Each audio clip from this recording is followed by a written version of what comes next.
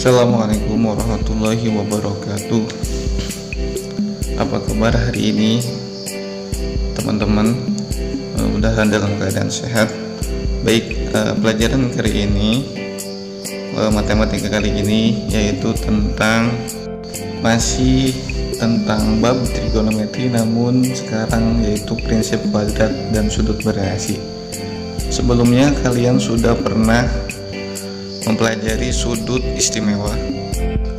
Sebagaimana yang ada di gambar di situ, sudut istimewa ada 0 derajat, 30 derajat, 45, 60 derajat, 90. Nah, di situ sudut istimewa itu dasar awal.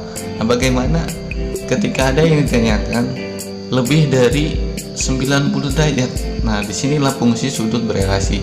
Misalkan contoh sin 120, berapakah sin 120? Nah, kita akan mempelajarinya. Di dalam trigonometri, sudut relasi ada 4 bagian.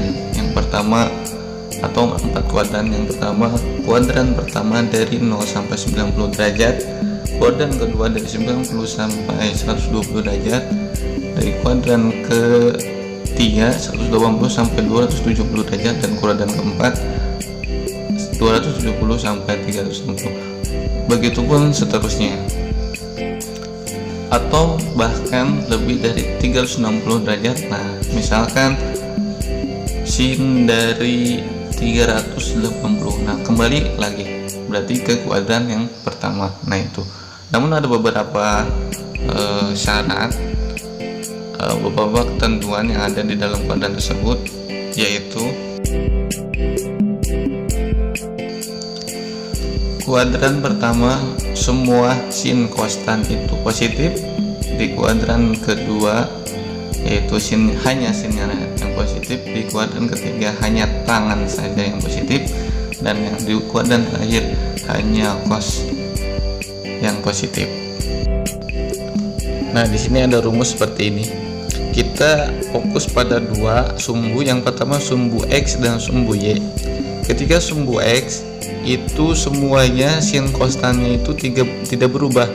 Ketika sumbu y itu pasti berubah. Contoh yang di sini ada yang pertama sin 90 plus a. Nah, sin 90 plus a itu berarti 90 plus a itu di kuadran berapa? Berarti kan lebih dari 90, maka ke kuadran 2. Maka di mana itu sumbunya? Sumbu y. Maka ketika sumbu y itu berubah.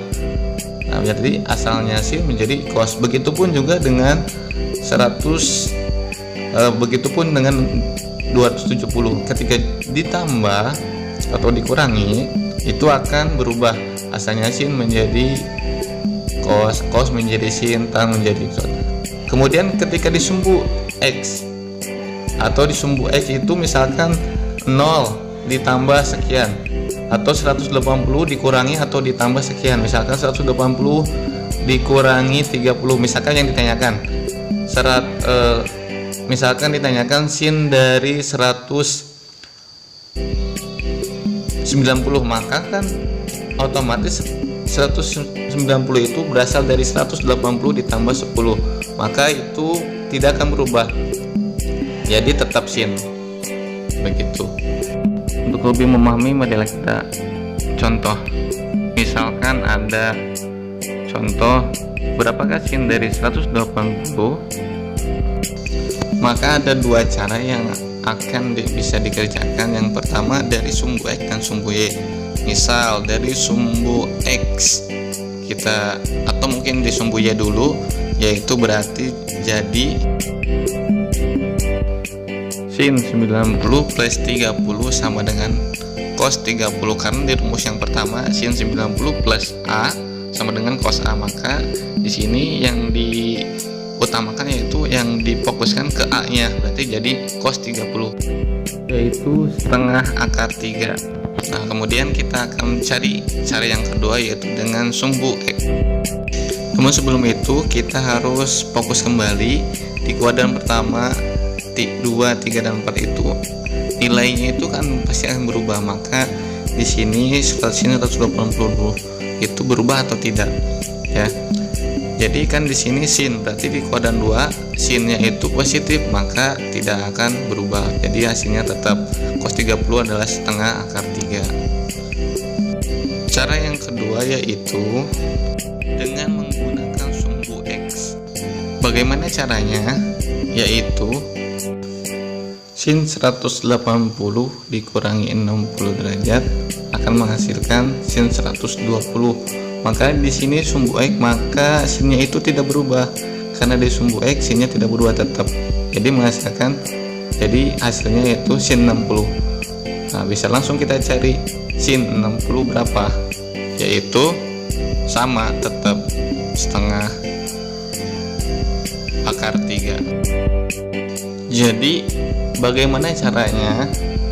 Dengan kalau matematika itu semuanya pasti sama, balance semua. Jadi mau pak mana yang mau digunakan itu terserah, yang penting kita tahu bagaimana caranya kita mengerjakan. Toh hasilnya pasti sama, yaitu hasilnya sama-sama aja.